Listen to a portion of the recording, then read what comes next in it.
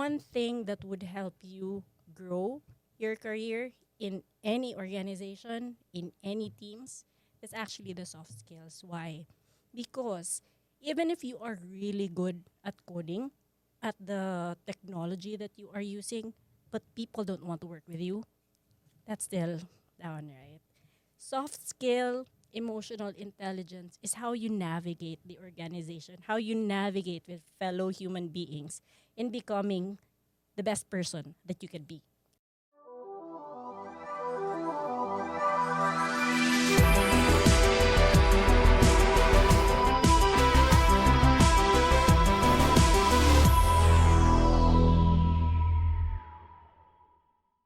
Welcome to Kaka Computer.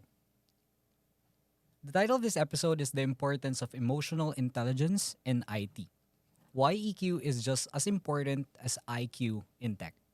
So let's start, guys, with the question, ano ba muna yung emotional intelligence for you guys, especially in the context of IT? Can I nominate my friend here, Fran? Okay, may reason ako. So the reason why it is good to have Fran answer this question first is because when you are in IT, it helps especially if you are leading people, you are managing people, dito kasi talaga lalabas yung skill na to. And yun, Fran, I'd like to nominate you to answer this question first. Yeah. So I'm actually thinking about if there's a way for me to define this properly in a technical manner, but nothing comes up actually. Yeah, because it's a very human experience, right? So it's more leaning to philosophical than psychological, right? So if I were to answer this is emotional intelligence in the context of IT industries. Yeah, you have team members. You're obviously not working alone. Whenever there's a project, whenever there's a deadline, it's not, well, most of the time, it's not just you achieving that deadline. Right? You have to work with these people in order to not just make sure you meet that deadline, but also for you to grow as a person, right? Not for you to learn from them, for you to, just improve your social skills, right? Mm-hmm. It's not just about what your job entails you to do. So this is it's really hard to define it, but if there is one word that comes into my mind, it's empathy. Empathy. It's empathy. It's Parang maganda maging boss yan. Diba? it's empathy. Not just because whenever someone is let's say for a scenario, right? Before I even became a team lead, I'm just an individual contributor. There is a team member who was struggling, right? You can just be you have two choices. You can just be high and mighty, like attack him. Why are you taking so long? Or you would do something much more productive, right? And help that person. Which do you think has a better emotional intelligence there? The second one, right? And as you grow into a much more leadership role than an individual contributor, it's less more about the actual work you're doing, but the impact you're doing to your team. To enable them to be able to be productive, as well as to listen to their problems, because their problems is part of your productivity, right? You shouldn't just treat it because they have problems.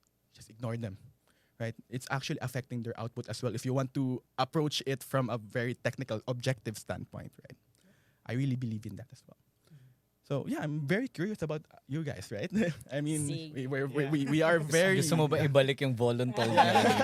I'm more- Yun pala na volunteer. I'm more Okay. curious with your perspective because I'm technically in a very much more CTO level kind of perspective for I'm curious about those. Sige. Perspective man on my end would be, okay, so quick background about me. I used to be an iOS developer, started my career there. And then right now, I transitioned to different roles. Now I'm doing business development, partnerships. Okay. So how do I see emotional intelligence in the workplace with my view? One, how I define emotional intelligence is pretty much soft skills. So there are two types of skills in the workplace. One, there's technical. This is where you do the analytical. I'm really good at coding. I'm really good at analysis. Those things, very important. However, one thing that would help you grow your career in any organization, in any teams, It's actually the soft skills. Why? Because even if you are really good at coding, at the technology that you are using, but people don't want to work with you, that's still down, right? Soft skill, emotional intelligence is how you navigate the organization, how you navigate with fellow human beings in becoming the best person that you can be, the best team member that you can be. And if you become a leader like Fran here, the best leader that you can be. So that's kind of how I see emotional intelligence in the workplace. Cool. Thank you for that one. Well, for me, because background-wise, I'm a tech recruiter. So I speak to a lot of tech leaders as well, right? Tech leaders who are leading small teams, large teams. So there are a lot of different definitions when it comes to emotional intelligence, how they really lead their teams, how they cultivate a good culture for the team. So on my perspective, emotional intelligence, it's quite complex, I would say. So I don't think I can summarize it in just one word. So definitely, number one, a lot of emotions in place, right? And I think one thing that is also very important in cultivating a good culture is number one, it's really the communication, right? Being able to communicate openly to your members, being able to show empathy, as Fran mentioned earlier, right?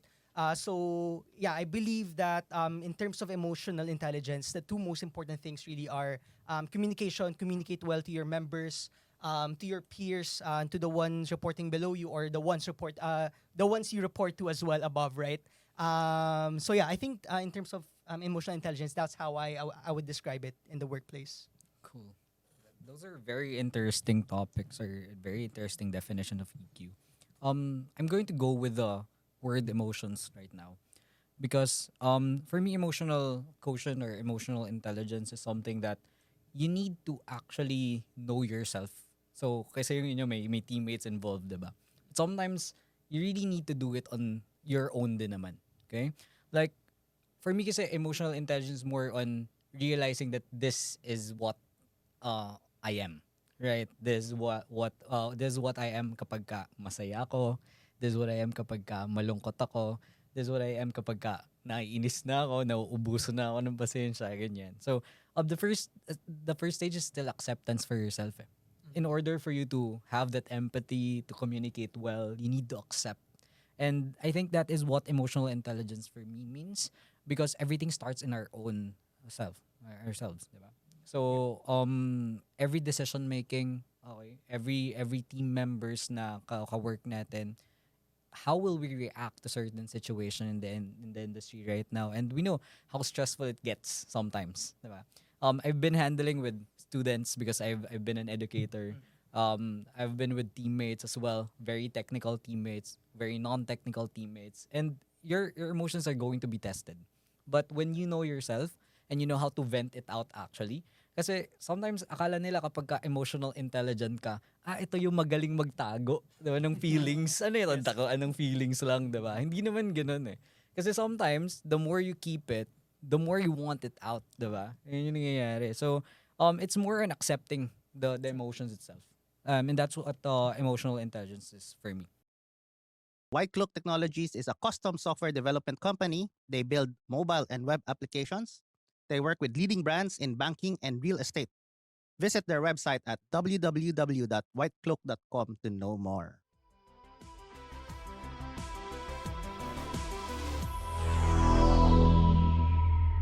But sige, let's move on to more things no. Can you share an example of how emotional intelligence help you navigate a very difficult situation? Like for example, at your own workplace. Paano ba nangyari? Like halimbawa may mga sobrang emotional na mga conversations with the client, with the business partners. Ano yung madalas na pumapasok sa isip mo? Or how do you handle yourself from there? Sige, maybe I could do this one first. Example. So I think most of us here are also part of the community, the tech community, right? Because this is some common examples also wherein pupunta ka sa isang situation. Of course, matetest naman yung emotional intelligence mo if it's a surprise. Usually it's a surprise situation, diba? In this case, one big event, this was in Cagayan de Oro. we were organizing like a 600 people conference. Expectation there was that it is in partnership with the school, and then our expectation is that the partner already knew about the event. Ganyan. So we flew in speakers, we have Microsoft there, we have AWS there, we have Google there. And then eventually, the night during the ingress, the chancellor, the head of the school, suddenly told us, "Oh, what are you guys doing here? Why do you have, you're doing all of this event? We did not approve of this event." Like imagine 600 people already flying there with all of the speakers, even outside of the US, they're getting there. And then I was there leading the organization. Like, what do I do with this situation? Alangan naman, umiyak ako. Wala na, andyan na yung mga tao, diba? So, okay. What's the best thing you can do? So, the first thing you can do is really just take a pause and breathe. Yeah. Otherwise, magpapanik ka eh. So, take a pause. Okay, the situation is this. What are the things that I can control? Ayan, start there. Kasi for sure, wala ka na makakontrol. So at this point, the only thing that you can control is actually yourself and your emotions. So take a pause. And then from then on, okay, take a pause, breathe, lakad konti. Okay, the first thing that I can do now is talk to the chancellor. Okay, is there a way I can negotiate there? For sure, kasi chancellor is like very head. Isipin nyo na lang mga boss ninyo, di ba? You talk to your boss, go straight. Kailangan mo lakas ang loob mo.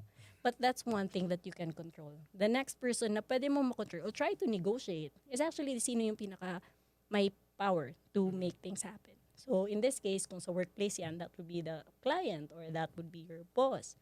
So you try to talk. So kailangan mo ng courage kasi that's the next best thing that you can do. And then from then on, you try to negotiate. Yung nangyari was, I tried to negotiate, I got rejected. Okay, sige, fine. What else can I do? So lakad ako ulit. But I wouldn't want to stop. I'll try again. The second time naman pumayag. But this time, kasi nakapag-isip-isip din yata siya, nandito na yung situation, the school's reputation is already at stake also. May kumausap na din sa kanya. So at least I tried again. Kasi if I didn't try again, wala talaga. Say goodbye everyone, even the speakers, bye Microsoft, bye all the other partners. So similarly, in the workplace, may mga ganong the situations wherein we are caught by surprise. What are the things that you can control, right? Like you said, sarili mo muna. Take a breathe. And then what are the next best things that you can do? So similarly, ganun din. That's emotional intelligence I see in place at work and in any situation. I think even personal, right? Of course. Correct. Yeah. Yeah. It's beautiful. Yeah, it's awesome. I mean, now that I think about it deeply, right? The more you guys share your stories, I think emotional intelligence is also how you could regulate your emotions properly, Yeah. given that there's an external factor out of your control. You receive that, but what you can control is your reaction, right? Correct. Yeah, because you can't control other people, and that's goes with my story, right? Because more often than not, us leaders in the tech industry, we are tasked for performance evaluation, right? More often than not, sometimes there are underperformers that will make you frustrated, angry even. I admit I went through that phase and I was just a young tech lead, transitioning into the role. But then again, the moment you talk to the person, right, you have to you have to have that thought, how it will affect that person, right? And if you're worried about your productivity, how will it affect your productivity if that person is angry at you, right? Yes. For example.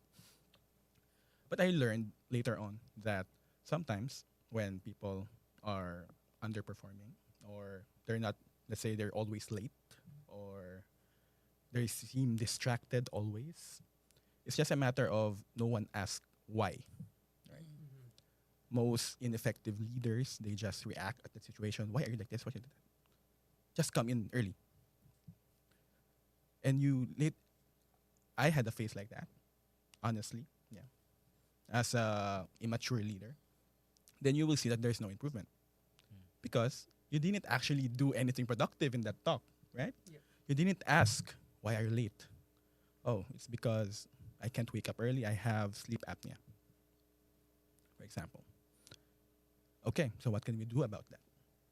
That should how productive, that should how this conversation should work. It's not just me telling you what to do, okay? it's you holding their hand and then guiding them towards something to the actual goal that you want. Them coming in early, them performing better, and them having necessary skills for them to be improve, right? So yeah, I guess that's my input for this one. Yeah. I also would like to add what you mentioned about knowing yourself, right? This time, it's different because you also have to understand the other person on what works Correct. with them, right? So that's emotional intelligence also. Okay. And if I may add, because there's something that I actually learned pretty recently, with regards to emotional intelligence. Because for me, I'm actually also a very young to the leadership aspect. So I've been an associate manager for more than a year now, managing a few people.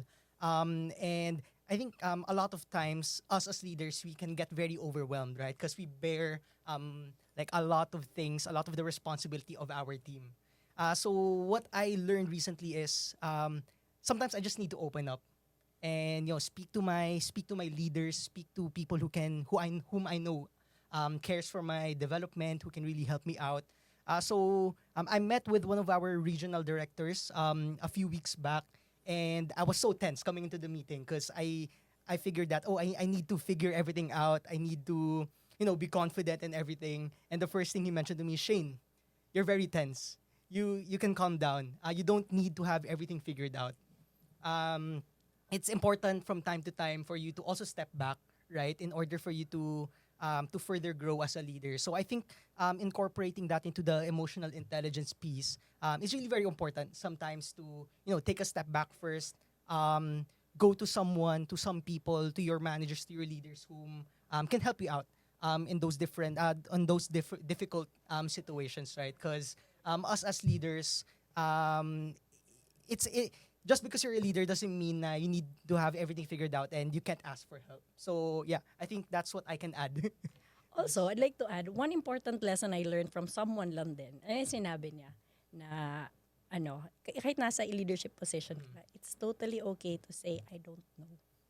Yes. Parang, medyo, kailangan ng, medyo embarrassing siya, but that's the case eh. Sometimes we just don't know. Or pwede natin sabihin, I don't know, pero balikan kita dyan. Or, I don't know, let me take back this to my team, to my organization, and then I'll get back to you. Yeah, that was so beautiful about all of the stories that we've actually talked about. We're running out of time. But I guess that is the episode. And it was very fun to talk to you guys about emotions because there's something that a lot of people here in the industry doesn't actually talk about, right? Because emotions, specifically in the Filipino culture, is more an drama, diba? Ganyan. But it's really, really an important thing. Just like what you said earlier, it works with productivity. It is a factor as a soft skill. It is a factor for communication of the team. It is very important for the success because once you have set your goal, it's not all about tech stuff. It's not all about technicalities. Sometimes it's all about you building yourself as well. And part of yourself is always going to be your emotions as well. So good talk, guys. That's the episode.